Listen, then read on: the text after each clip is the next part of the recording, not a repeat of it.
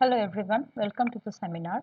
I am Debalina PAL, research scholar at the Department of Linguistics, University of Calcutta. And the title of my presentation is Lalmohan Babu and Co.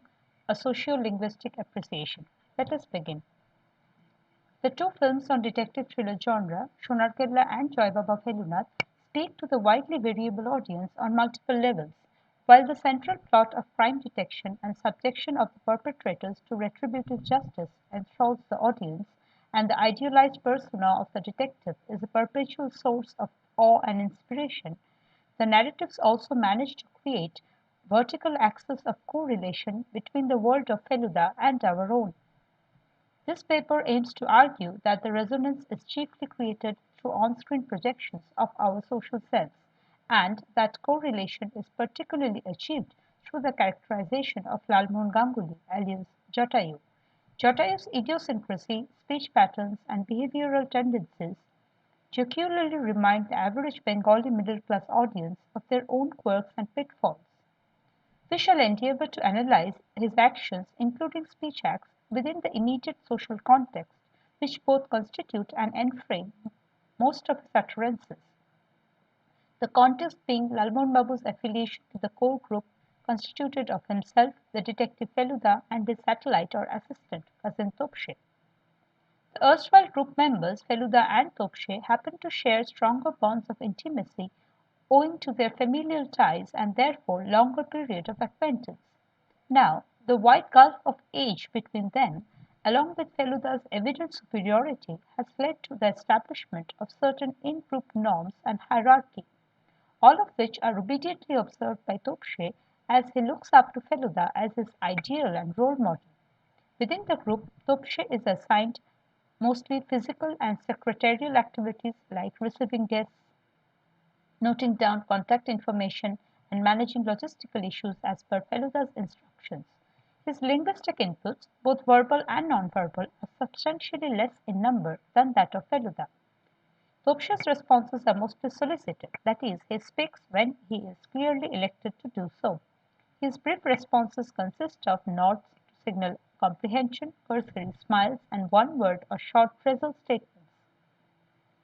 Topshe scarcely self-selects to initiate conversation, and when he does, they are mostly questions seeking information, which then facilitate Feluda's unchallenged occupation of the conversational floor for an extensive length of turn. So Feluda evidently enjoys explaining matters to Topshe. Feluda's most comfortable communicative stance is that of the monologue, addressed to an attentive and discreet auditor such as Topshe. He often synchronizes speech elements like pauses, tempo, rhythm with any other and often thematically unrelated activity that he might be doing at the moment, such as packing or unpacking his luggage. This particular linguistic behavior projects his persona as self-sufficient. Feluda appears liberated from the need for assent or validation from his co-constituents in conversations.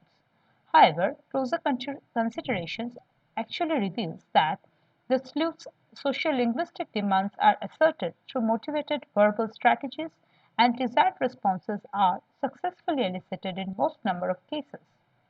Feluda initiates within the group more number of times than Topshe and employs mostly directives, thereby prospecting his addresses physical responses. The character of Feluda is further empowered by the singular focus of the camera, and his talk is foregrounded as highly significant, demanding our attention both on and off the screen. Lalmohan Babu, therefore, has to undergo a certain social-linguistic rite of passage in the process of endearing himself to the existing group members. At this stage, it can be hypothetically stated that he is able to strike a delicate balance between fitting in and being distinctive in spite of being subjected to frequent instructions and tailoring by the superior member Feluda. And our final hypothesis is that Lalmohan Babu continues to assert his distinctiveness even after the initiation process in linguistically creative non-dominant ways, and therefore his position within the group cannot be regarded as thoroughly submissive. In course of our study, we will look forward to answer certain questions like how is social power distributed and managed among the members of this particular group through their communicative practices? What social dimensions are added to the group through the introduction of the new member Lalmohan Babu? And how far is he able to effect modification to the existing norms governing in-group behavior and speech acts? Finally, how does Lalmohan Babu's presence facilitate communication among the members of the core group as well as among the other cinematic representations of the broader sociocultural milieu to which this trio belongs? Now we will briefly introduce the theoretical tools that will enable us to test our hypothesis and fulfill the objectives of this paper. For the purpose of our analysis and discussion, we shall employ relevant analytical tools provided by the politeness theory and the concept of turns in conversation. We will now attempt to briefly discuss the theories one by one. First, turn-taking organization for conversation. The theory was proposed by the conversation analysts Sachs, Schwegloff, and Jefferson in the seminal article A Simplest Systematics for the Organization of Turn-Taking for Conversation, published in 1974. According to this theory, our spontaneous natural conversations are likely to be governed by certain regularities or unconscious rules. These conventions can be locally managed, partly administered, and sensitive to recipient design. The researchers further claimed that turn-taking organization has the important twin features of being context-free and also capable of extraordinary context sensitivity. Some of the following observations were made pertaining to the generalized practice of turn-taking in conversations which were observed in various real-life scenarios. First of all, recurring change in speakers took place in course of conversation. The model of one speaker talking at a time was the most frequently employed one, though occasionally more than one speaker may also speak. Transitions from one turn to the next usually happened without any overlap, though slight gap or slight overlap were also evident at times. Turn order and turn size were variable. So, according to the researchers, turns can be projectedly one word long or they can be sentential in length. Relative distribution of turns could not be specified in advance. Regular use of turn allocation techniques were observed so that a current speaker would either select a next speaker as when he posed a question, invited comments, asked another speaker to agree, or any other member of the participants may also self-select and start to talk. Finally, repair mechanisms were regularly employed to manage turn-taking errors and violations. Extending these observations, it could be arguably stated that members of a close-knit group such as that of Feluda, Lalmohan Babu and Topshe, who are involved in familiar patterns of conversation, are most likely to normalize and observe similar rules. Such conventions would further construct as well as reflect the social images that each group member may have about himself as well as others within the group. And our allusion to the social image brings us to the next theory, which is about politeness.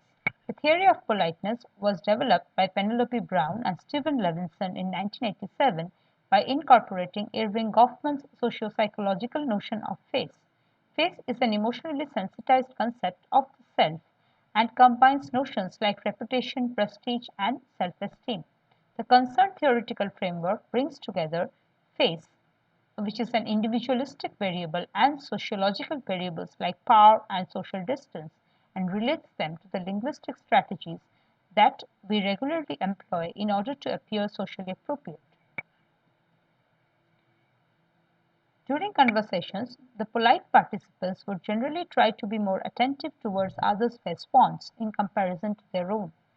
Face fonts can be further categorized into two types: positive face, which defines a desire to feel accepted, to be socially approved of, and negative face, which can be defined as the desire to continue one's action or state of being unimpeded or unchallenged.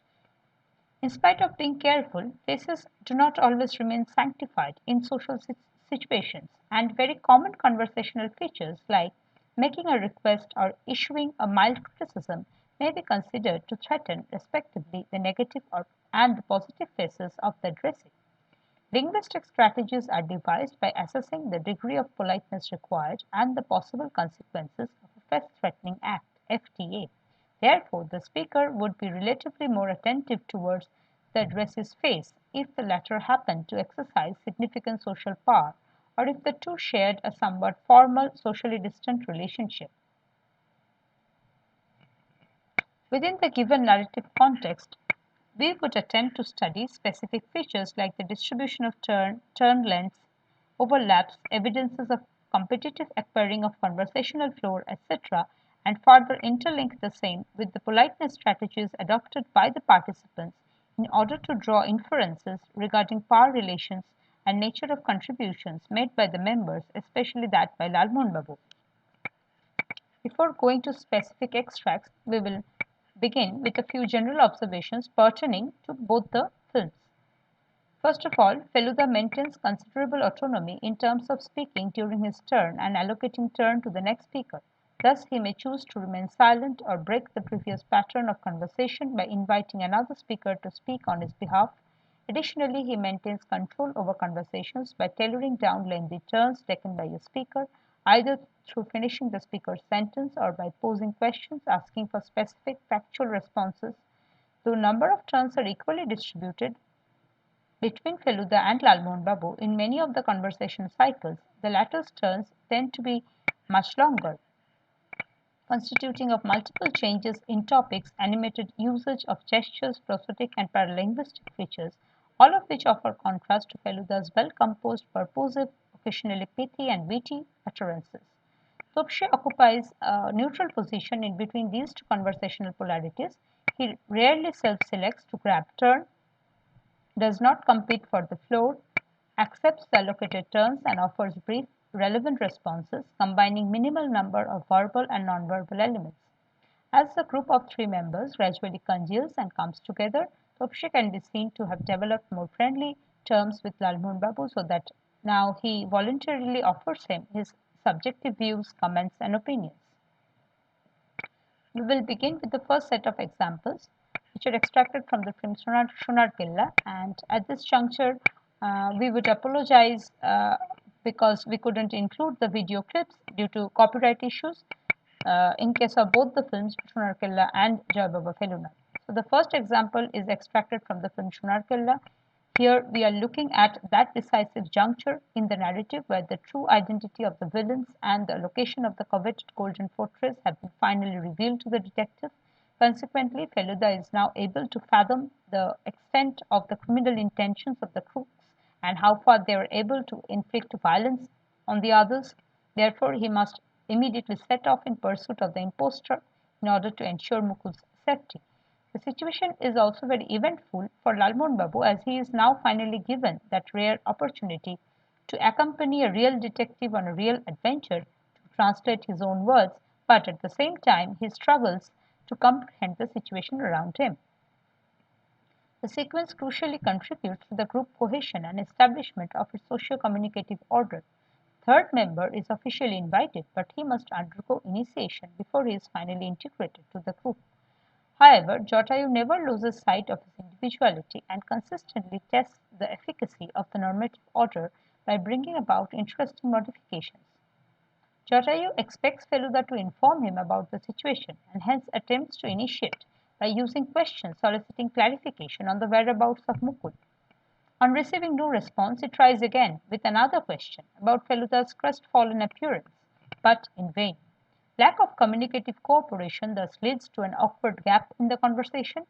Although Topshe usually maintains age-appropriate distance from the conversation of the adults, here he feels compelled to repair the situation by instructing Lalmohan Babu to maintain silence.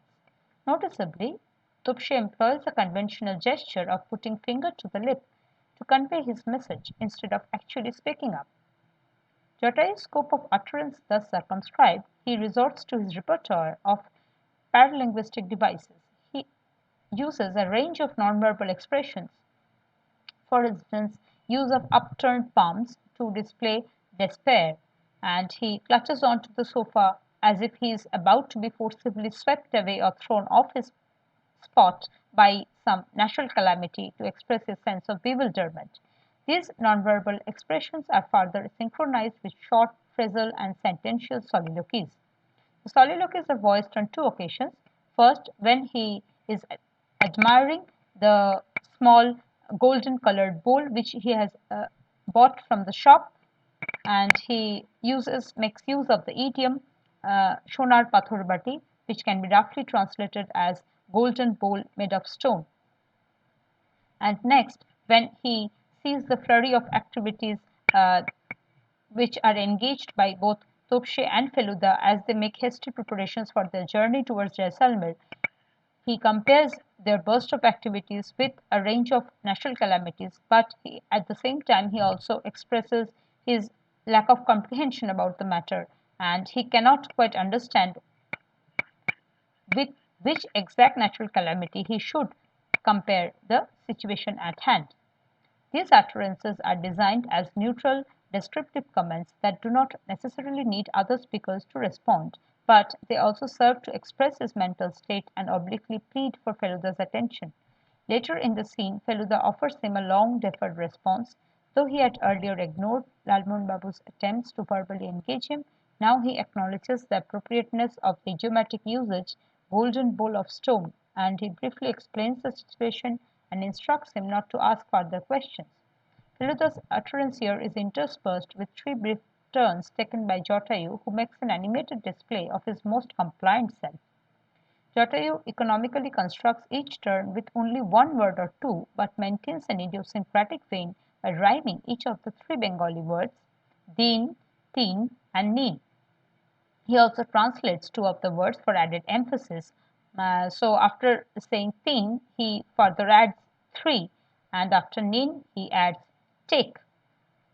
And along with each reply, he mechanically nods his head, which is an hilariously extreme show of obedience. Lalmohan Babu keeps up his effort to initiate conversations by humbly attempting to seek permissions for asking questions on different matters. He meets success on one instance when his question facilitates Feluda to speak at length about the history of Jaisalmer and his rationale behind locating this place as the one possessing the only golden fort in Rajasthan. But Lalmohan Babu's questions and chosen topics for conversation become increasingly oblique and irrelevant, as in the instance where he desperately attempts to transform the moment of looking at the camel into an occasion for verbally engaging Feluda. So he asks questions which are totally irrelevant to the crisis at hand, like he poses queries about the diet of the camels and whether the camels can segregate thorn while feeding on the thorny bushes.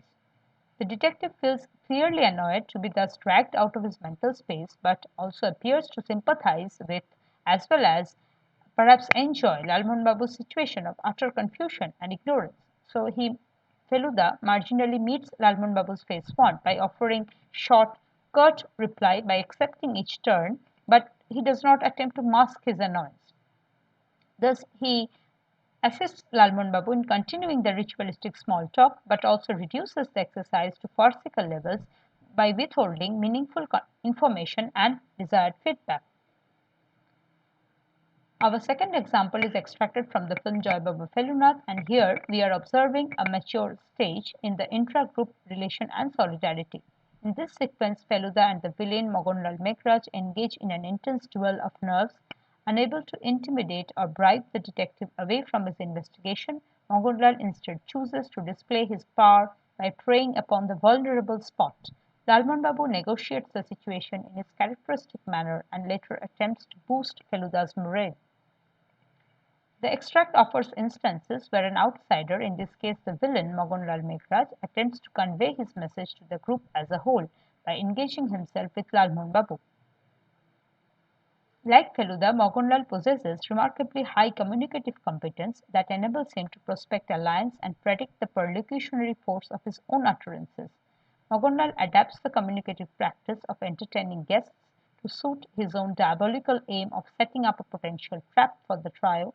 While Feluda clearly rejects Mogonlal's efforts to dictate his thought and action, Jatayu is subordinated and forced to play along. Consequently, Lalmohan Babu's turn lengths become much shorter. He struggles to frame his own sentences. His fear is further projected through failed attempts, through multiple false starts, and his abrupt relinquishing of turns. Noticeably, all the speakers are polite to each other up to a certain point in the conversation cycle. However, each employs politeness strategies with covert aims in mind. Mogonlal wishes to appear friendly, generous, or threatening as the situation would demand in order to fulfill his principal aim of preventing Feluda from investigating matters at the Kushal mansion. Feluda is compliant till Mogonlal's stratagem actually poses a threat to life, as he wants the villain to divulge useful information. Feluda maintains a courteous demeanor throughout, but for that matter does not shy away from doing FTA, like flatly refusing to accept bribe or calling out Mogonlal's statement as untrue. Lalmohan Babu aims to use politeness strategy to ensure the group's safety against dangers like poisoned drinks without letting the villain know his mind. But in practice, he is unable to execute his intentions. He feels compelled to attend to Mogunlal's face while his own is being demolished. He continues to be polite even when Feluda and Mogunlal have openly clashed and the latter's evil stratagem has been revealed. Mogunlal initiates conversation with Lalmohan Babu in a friendly manner by cracking a rather weak joke on the similarity of their names in order to assess the extent of compliance this particular address could possibly offer him. Being satisfied, he chooses his target. Lalmohan Babu attempts to obliquely refuse the offer for drink by implying that he is feeling full, he has just had his lunch, but Mogunlal readily senses the underlying fear and dominates him so far as to reject his implication and decide on his behalf that he has appetite enough for the drink. At the next turn, Lalmohan Babu begins with a false start. He cannot speak the word, and then he elects his ally, the detective, to take the call on digestion. Feluda's response not being in his favor, he then can barely manage to nod his assent at Mogunlal Meghraj, which, by the way, is rendered superfluous as the host is not soliciting the guest's opinion on such matters. Mogunlal pays no regard to Lalmohan Babu's face once. He is constantly rejecting all his perceptions and opinions, whereas Lalmohan Babu does the very opposite by forcing himself to laugh at the villain's lame joke and vigorously agree with his opinion that poison is very bad and other things can be used more effectively for the same purpose, even when that other thing, which is the cruel and rather traumatic show of knife throwing where Lalmohan Babu himself is the bait, is devised to victimize Lalmohan Babu. Thankfully, Lalmohan Babu regains his cheerful self soon enough after the traumatic incident, and the following group scene that is, poignantly testifies to the members' solidarity and commitment to each other. He speaks at length without receiving any response from Feluda, who has turned his back to both him and Topshe and is mentally processing the recent turn of events. Topshe watches them calmly without feeling compelled to intervene, though his gesture of occasionally turning back to look at Feluda shows that he too expects him to respond to Jotai's full-throated eloquence. Feluda ignores Lalmohan Babu's directive to forget about the traumatic incident and does not respond to his passionate declaration of solidarity, but the damage done is overridden when Feluda himself expresses his commitment towards him and vows to avenge the enacted disgrace. This particular conversation appears to flout both turn-taking norms and conventional politeness strategies, but within the given context emerges as a poignant testimony to friendship. So we have now reached almost towards the end of the presentation, but we will conclude with a few remarks and we will attempt to comment on the possible significance of our study. The analysis shows how linguistic behavior and patterns of communication constitute the subjective affiliations and relationships between the members of the group under study. Within the narrative context, turn management and politeness theory can be interlinked to state that Feluda's face wants are mostly met as he is able to elicit desired responses, while Lalmohan Babu's face suffers occasional damage when his elected speaker refuses the turn, thereby simultaneously generating gaps and lapses in conversation as well as showing apparent indifference to his face want. Lalmohan Babu also may consciously do FTA by subverting directives or by too frequently breaking silence to introduce new topics for conversation, so he is intruding upon other spaces. But his utter lack of competitiveness and hostile intent pardon him from consequences, just as he himself tends to genially ignore any damage done to his face by an in-group member like Feluda.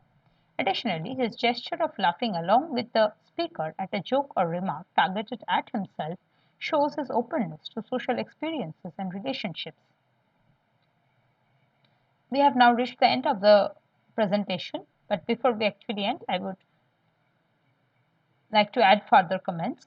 Lalmohan Babu's verbal excesses, we understand, are projections of his characteristic need to diffuse tensions through rituals of small talk.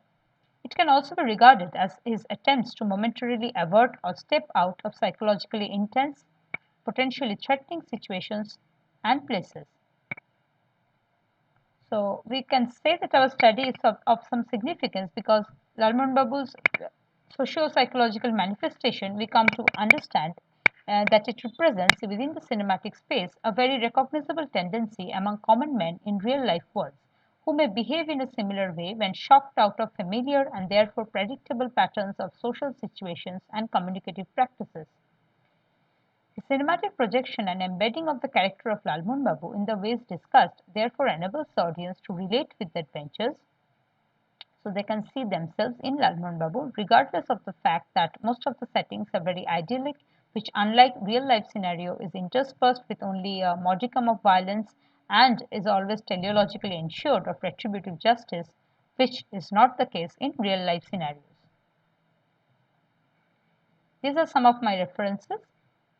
I have referred to the two theories and of course the two films. So Jai Baba Felunath was released in 1979 where Sonar Killa preceded Jai Baba Felunath and was released in 1974. Thanks to all of you for listening to me. I have reached the end of the seminar.